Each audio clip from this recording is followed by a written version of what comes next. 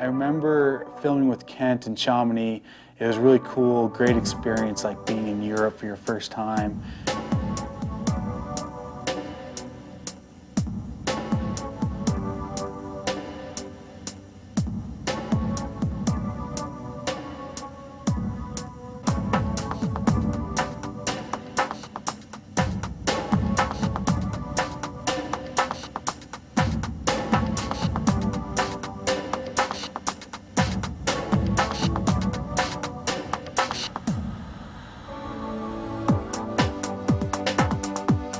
The most memorable trip that I went on with Kent was up to Island Lake Lodge. We did a road trip and took my van up to Canada with Seth and Steve, and we ended up going to Island Lake Lodge and just getting the deepest powder ever and just having an epic trip. I remember that trip vividly because how deep the snow was.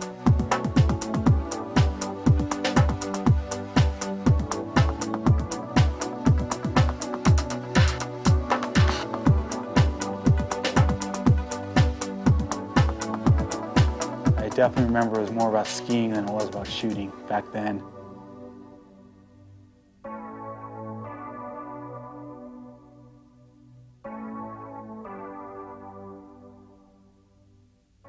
Those days are numbered, and we had a really amazing time up there. And then for AK, and we did our first AK segment.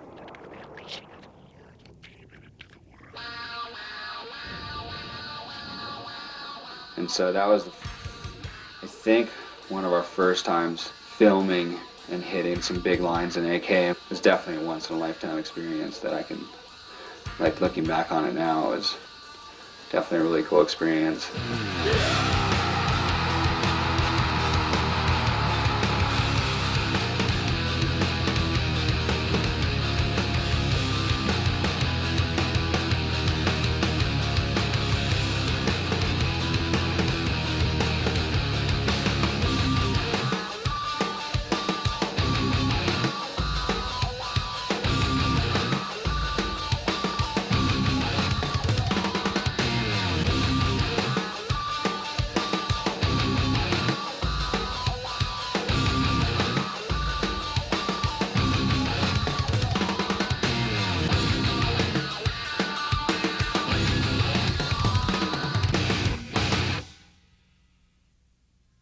After my first time going up to AK, I realized that that was where I wanted to be and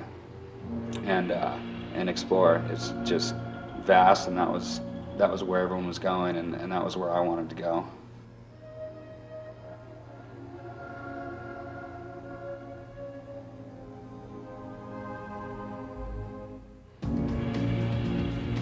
Alaska definitely opened a lot of people's eyes. Number one, just the terrain there and the snowpack enables you to ski stuff that's steeper than anything else. Everybody was like looking for a new place to go to, you know, like America, you know, we were all told you can't go here, you can't go there. And then all of a sudden there was Alaska with these great mountains and basically freedom to go wherever you want it. Skiing started here on Thompson Pass, actually here out of the Santa Lodge. Mark Kozad, he just leased a helicopter, Chet Simmons. He just paid Chet per run, and a bunch of people would jump in the heli and just point to a mountain and say, take me there. The early crew was Kozad and Armstrong and Coons and Zell, and then they got this comp going. So some of the other boys started coming up. Micah, my brother, Swanee, Kent. The first years you're just, you can go wherever you want it. No one told you what to do. It's such an attraction with just the best mountains on the planet. It was a good time. Definitely pioneering. Nobody else up there, one helicopter, one place to fuel, and a huge mountain range at our fingertips. It was really cool back then. I mean, you had to wait in line to get helis. It'd be friggin' 2-hour waits, people scrapping in the lot, people partying, people sleeping anywhere they can, just anything to make it happen.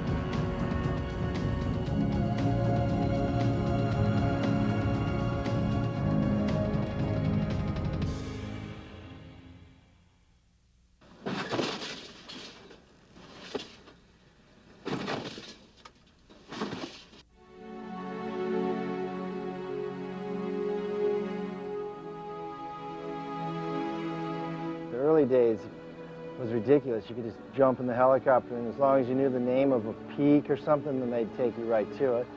And no guides, no nothing. It was just full loose cannon. It's unbelievable that no one got killed.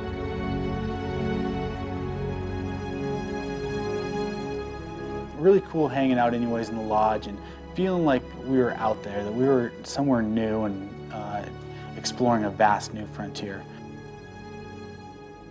So when I first came out here myself, it was quite a shock to see all these mountains here.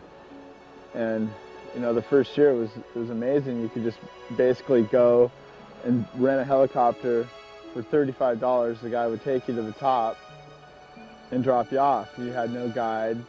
You know, we weren't really even using too many transceivers, or, you know, it was pretty unsafe, really, compared to what's going on nowadays. Somebody probably would have got killed sooner or later if it would have kept up the way it was.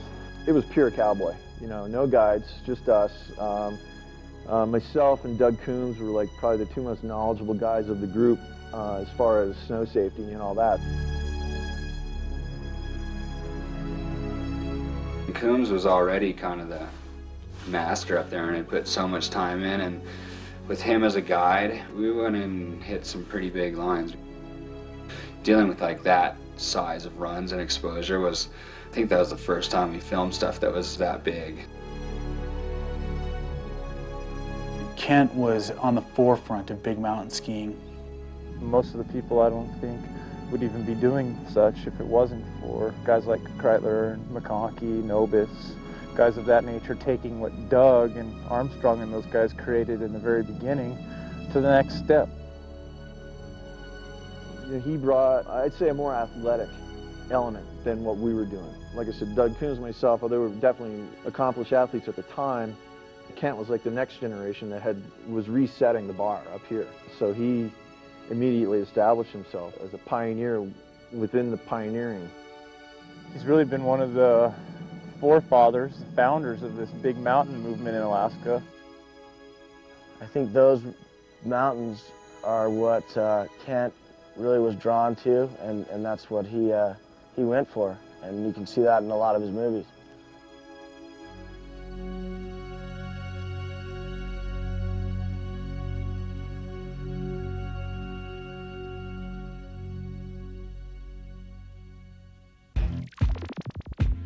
Big Mountain and AK was like the thing.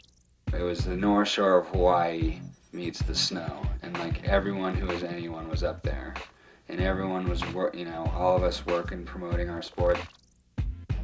Back then we were still on like 215 downhill skis, and we were just used to skiing the way that we've been skiing on ski resorts, and we just decided that we were just skiing stuff that way. But it was big. I mean, I still get scared up there, and there's always nerves. It was definitely a lot harder to ski on the skinny skis that we skied on, and that went back, you know, 50 years. Skiing's a very old sport. Snowboarding's a very new sport. Skiing's got a lot of history and tradition. The history from snowboarding comes from surfing and skateboarding, you know. And that brought a whole different cultural aspect into the mountains, which was a great thing, because anytime you introduce change to something, it makes it interesting. A lot of skiers don't want to admit that snowboarding had an effect on skiing, but it really did. Snowboards are big and fat, and they stay on top of the snow. And that kind of helped people realize they need to get on fat skis. Snowboarders would blow by them in the powder. A lot of people were like, all right, I'm getting on fat skis. It opened a lot of eyes, and snowboarders were certainly the first ones to go down 3,000 vertical feet in, you know, 3 turns, or no turns. It took a handful of years before skiers had that ability. And no question that inspiration came from snowboarding. In our industry, it's like a way bigger commitment for the companies to come up with new designs. So it's been it's a little bit slower process, and it's a big commitment to come up with a new design. That kind of hinders them from being progressive, so it's almost like the athletes sort of drug the ski industry into this whole freeride thing and brought it to where it is now. It kind of showed them that, hey, there's something else than traditional freestyle, there's something else than racing, and this something else is actually more true to the core of the sport.